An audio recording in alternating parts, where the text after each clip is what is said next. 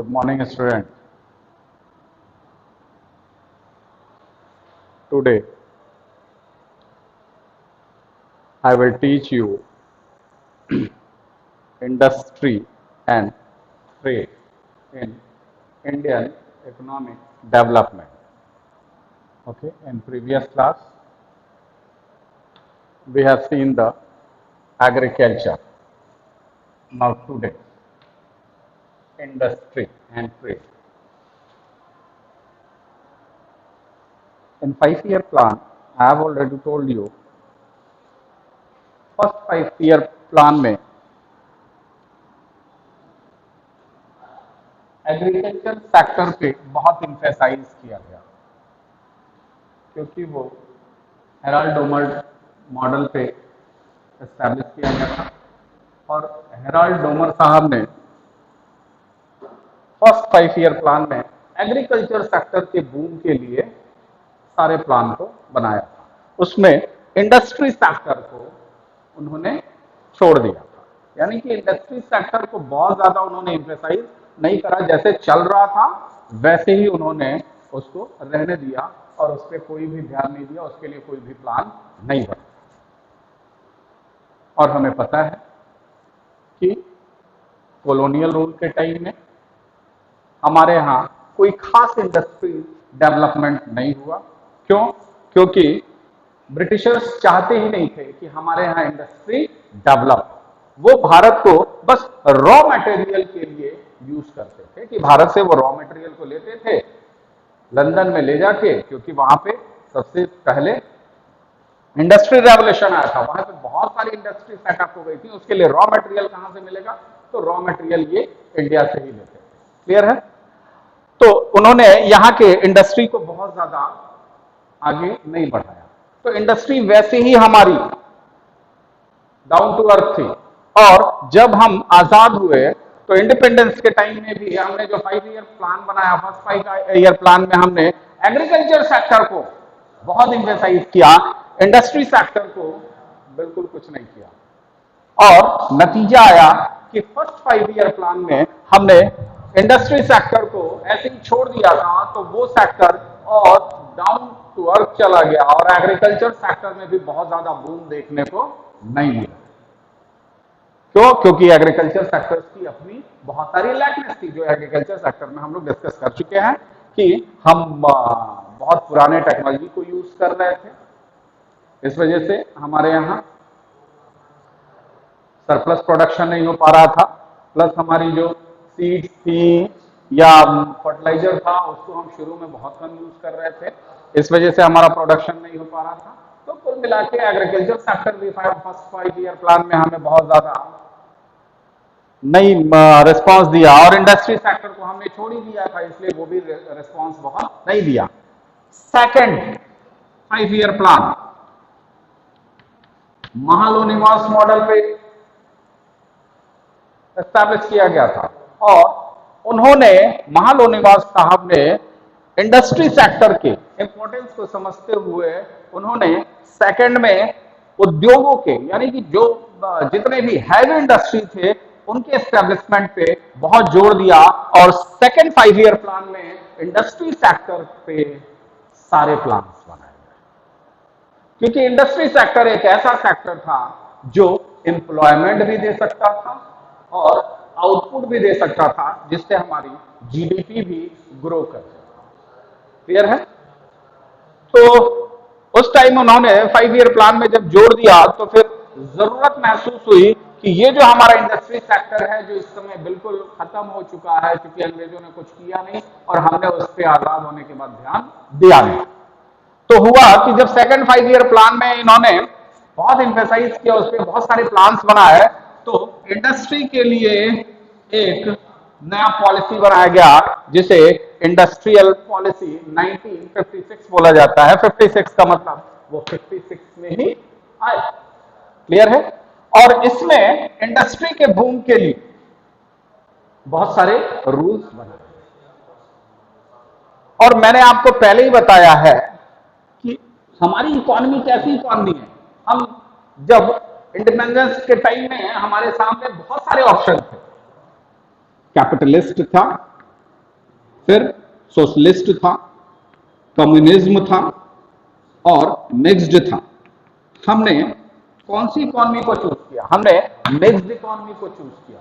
Mixed economy means इसमें social welfare भी होएगा और प्रॉफिट भी होएगा, यानी कि गवर्नमेंट और प्राइवेट सेक्टर दोनों एक साथ एक दूसरे के कंधे से कंधे मिला के चलते हैं, जिसमें गवर्नमेंट सेक्टर 51 होता है या 55 कह लीजिए, और प्राइवेट सेक्टर 45, जो हमने प्रीवियस क्लासेस में आपको बता दिया।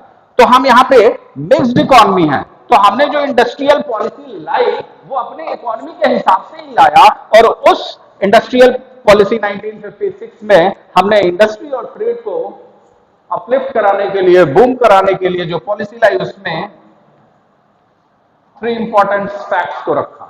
पहला कि हमें अगर इंडस्ट्री को बूम कराना है तो इंडस्ट्री का बैकअप जो होना चाहिए वो गवर्नमेंट का होना चाहिए, स्टेट का होना चाहिए। स्टेट मीन्स गवर्नमेंट होता है, ठीक है। तो 3 टाइप्स के हमारे यहां इंडस्ट्री सेटअप किए जाएंगे। एक ऐसी इंडस्ट्री होगी जो स्टेट द्वारा सेटअप किया जाएगा, स्टेट मतलब गवर्नमेंट द्वारा उसको स्टेबलाइज किया जाएगा, क्लियर है।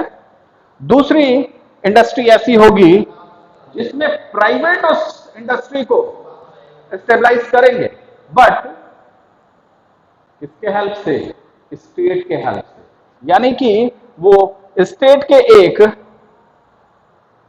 सब्सिडरी इंस्टीट्यूट के रूप में काम करेंगे, यानी कि स्टेट का उसमें होल्ड होएगा, स्टेट उसके ऊपर मॉनिटरिंग करेगा और स्टार्टअप स्टेट कराएगा उस इंडस्ट्री का, और फिर बाद में प्राइवेट उसमें आगे बढ़े। और तीसरा एक और इंडस्ट्री बनाया गया जिसे प्राइवेट ही गवर्न करेगा। अब ये तीसरा इंडस्ट्री, पहला इंडस्ट्री, इसका मतलब क्या हुआ? यानी कि हमारे यहाँ इंडस्ट्री को 3 कैटेगराइज कर दिया गया कि कुछ ऐसे कमोडिटी थे जो किसी इंडस्ट्री में अगर प्रोड्यूस किए जाएंगे और वो इसेंशियल अगर कमोडिटीज है तो वो सारे इसेंशियल कमोडिटीज का जो इंडस्ट्री होगा वो स्टेट द्वारा स्टेबलाइज किया जाएगा और स्टेट द्वारा ही मॉनिटर किया जाएगा। थोड़ा सा जो कम इसेंशियल है तो उसमें स्टेट भी इन्वॉल्व होगा और प्राइवेट भी इन्वॉल्व होगा, और जो बिल्कुल नॉन एसेंशियल मतलब कुछ नहीं होता है, जरूरत की चीज है लेकिन उससे सोशल वेलफेयर पे अगर कोई इंपैक्ट नहीं पड़ेगा तो वो जितने भी प्रोडक्ट है उसके प्रोडक्शन के लिए प्राइवेट को अलाउ कर दिया गया, लेकिन इसमें लाइसेंसिंग की व्यवस्था की गई। यानी कि आपको लाइसेंस लेना होगा, और लाइसेंस के लिए कुछ ही कमोडिटीज को रखा गया था, कुछ ही सेक्टर को रखा गया था कि इसमें लाइसेंस के द्वारा कोई भी प्राइवेट इंडस्ट्री को एस्टैब्लिश कर सकता है, बट उससे गवर्नमेंट से पहले उसे लाइसेंस लेना होगा, क्लियर है। तो यहां पर लाइसेंसिंग व्यवस्था कर दी गई, ठीक है। और ये सारी व्यवस्थाएं हमारी 1990 तक चलती रही। कब तक चलती रही? 1956 में ये पॉलिसी लाया गया। ये पॉलिसी आज भी चल रहा है, इसमें थोड़े बहुत चेंजेस किए जाते हैं, लेकिन ये जो स्टेट का होल्डिंग कुछ इंडस्ट्री पे पूरा का पूरा था, फिर कुछ इंडस्ट्री ऐसी थी जिसमें स्टेट और प्राइवेट दोनों लोग मिलकर काम करते थे, और कुछ इंडस्ट्री को सिर्फ प्राइवेट के लिए छोड़ दिया गया, लेकिन उनको लिए लाइसेंस लेना अनिवार्य कर दिया गया कि वो लाइसेंस लेकर ही इंडस्ट्री को सेटअप कर सकते हैं। यहीं पर मैं कह सकता हूं कि यहां पे ऑब्स्टेकल्स बहुत ज्यादा थे इंडस्ट्री को स्टार्ट करने के लिए। और क्यों इतनी ज्यादा ऑब्स्टेकल को लगाया गया? उसके पीछे रीजन था कि प्राइवेट का मोटिव ज्यादा से ज्यादा प्रॉफिट गेन करना होता है और स्टेट का मोटिव सोशल वेलफेयर होता है। और अभी हम नया नया ही आजादी पाए, किससे? ब्रिटिशर्स से। तो यहां पर क्या थी कि अगर हम नया नया आजादी पाए हैं जिसमें हमारा पूरा का पूरा स्ट्रक्चर ऐसा था वो कि मतलब कोलैप्स स्ट्रक्चर था, चाहे वो इंडस्ट्री की बात करी जाए, चाहे एग्रीकल्चर सेक्टर की बात की जाए, क्योंकि हमने देखा है कि हमारे जो हैंडीक्राफ्ट थे उनको भी इन्होंने तोड़ दिया था, इन्होंने खत्म कर दिया था। एग्रीकल्चर सेक्टर में भी इतनी ज्यादा लेवी थी कि कोई भी सरप्लस प्रोडक्शन नहीं करना चाहता था। यानी कि कॉलोनियल रूल में हमारे इंडिया का जो इकोनॉमी की चीजें थी, चाहे वो इंडस्ट्रियल सेक्टर हो, चाहे एग्रीकल्चर सेक्टर हो, चाहे सर्विस सेक्टर हो, वो पूरी की पूरी एक तरह से कोलैप्स में, कुछ भी हमारे यहां उन्होंने सिर्फ एक ही काम किया, लूटने का काम किया। ठीक है, तो इसलिए हमारी जब इकोनॉमी एकदम बिल्कुल लचर व्यवस्था में थी, तो उस समय जरूरत थी कि स्टेट, जब हम आजाद हुए थे, स्टेट मीन्स गवर्नमेंट को बहुत सारी चीजों में इन्वॉल्व होना पड़ेगा, क्योंकि अगर गवर्नमेंट इन्वॉल्व नहीं होगी तो अगेन सारी चीजें प्राइवेट हाथ में होंगे, तो फिर वही होगा जो ब्रिटिशर्स ने किया था। ब्रिटिशर्स भी तो पहले यहाँ पे ट्रेड करने ही तो आए थे, ट्रेड करते करते यहाँ पे शासन करने लगे। इसलिए इन सारी चीजों को समझते हुए हमारी जो इंडस्ट्रियल पॉलिसी 1956 में बनाया गया, उसमें state plus private and private को भी रखते हुए नियम कानून रूल्स बनाया गया। क्लियर है? अब आते हैं कि ये जो लाइसेंसिंग की व्यवस्था की गई, इसमें बहुत सारे ऐसे सेक्टर थे जिसमें लाइसेंस लेकर ही कोई इंडस्ट्री एस्टैब्लिश किया जा सकता था, उसके अलावा नहीं किया जा सकता था। और ये व्यवस्था 1990 तक चलती है। तो ये तो हो गया हैवी इंडस्ट्री। हैवी इंडस्ट्री भी बहुत सारे एम्प्लॉयमेंट देते हैं और उस एम्प्लॉयमेंट से लोगों की परचेजिंग पावर बढ़ती है, और उस परचेजिंग पावर बढ़ने से हमारी इकोनॉमी में एक मूवमेंट आता है, और उस मूवमेंट से हमारी ग्रोथ इंक्रीज होती है। ठीक है, लेकिन सिर्फ हैवी इंडस्ट्री को अगर हम सेटअप करेंगे, तो हैवी इंडस्ट्री को सेटअप करने के लिए बहुत सारे पैसे की जरूरत है, और उसमें कुछ ही लोग काम कर सकते हैं। इंडस्ट्री की अपनी लिमिटेशन, 1000 लोग काम करेंगे, 2000 लोग काम करेंगे, 5000 लोग काम करेंगे, और यहां पर हमको अपने पूरे देश के लोगों को भी एम्प्लॉयमेंट देना था। इसलिए इस पॉलिसी में स्मॉल स्केल इंडस्ट्री की 1995 में बात करी गई थी, और उसमें कहा गया कि कुछ ऐसे एरिया हैं जो स्मॉल स्केल इंडस्ट्री द्वारा ही प्रोड्यूस किए जाएंगे। वहां पर भी क्या सिस्टम ला दिया गया? कोटा सिस्टम ला दिया। ठीक है, और स्मॉल स्केल इंडस्ट्री किसे कहते हैं भाई? तो स्मॉल स्केल इंडस्ट्री इसे कहते हैं कि ऐसी इंडस्ट्री जिसको एस्टैब्लिश करने में 1 लाख रुपीज एक्सपेंड होते हैं, वो स्मॉल स्केल इंडस्ट्री आई है। अभी उसके नॉर्म्स को चेंज कर दिया गया है, अभी बढ़ा के उसे 1 करोड़ और 5 करोड़ तक कर दिया गया है कि जिस भी कंपनी के एस्टैब्लिशमेंट में 5 करोड़ रुपए लगते हैं, वो स्मॉल स्केल इंडस्ट्री कहलाता है। खैर, उसकी बात अभी हमें नहीं करना। तो ये क्या था कि कम अमाउंट में एक इंडस्ट्री को स्टार्ट करके और वहां पे प्रोडक्शन को बढ़ावा दिया गया। इससे ये हुआ कि बहुत सारे लोगों को एक साथ रोजगार मिल गया। इसलिए हैवी इंडस्ट्री को प्रमोट तो करा गया, लेकिन उसमें बहुत सारे रेस्ट्रिक्शंस लगाए गए हैं, और स्मॉल स्केल इंडस्ट्री को सेल्फ रिलायंस के लिए प्रमोट किया। और इसमें बहुत सारे ऐसे कमोडिटीज थे, इस समय तो बहुत सारे रेस्ट्रिक्शंस हटा लिए गए हैं, नहीं तो जब ये उस समय आया था तो उस समय 500 कमोडिटीज ऐसी थी जो सिर्फ और सिर्फ स्मॉल स्केल इंडस्ट्री के द्वारा ही प्रोड्यूस किए जा सकती थी। इनका प्रोडक्शन हैवी इंडस्ट्रीज में नहीं किया जाएगा। क्लियर? तो इस तरह हमारे इंडस्ट्रियल पॉलिसी और स्मॉल स्केल इंडस्ट्री को एक पॉलिसी के तहत बूम कराने की कोशिश की गई, और काफी हद तक इसमें हम सफल भी हुए। बट 1990 का एक ऐसा टाइम है जो हमारे लिए बहुत खराब था। क्यों? क्योंकि 1990 तक वर्ल्ड के बहुत सारे ऐसी चीजें थी, इवेंट्स थे जो किसी भी कंट्री के फेवर में नहीं था। खाड़ी देशों के बीच में युद्ध हुआ। खाड़ी देशों का मतलब है जहां पे पेट्रोल बहुत ज्यादा होता था, और वहां पे जब युद्ध होने लगा तो पेट्रोल और डीजल बहुत महंगा होने लगा। और पेट्रोल और डीजल एक हमारा बहुत सबसे ज्यादा इंपोर्ट की जाने वाली चीज थी, तो हमने उस पर बहुत ज्यादा पैसा स्पेंड करा।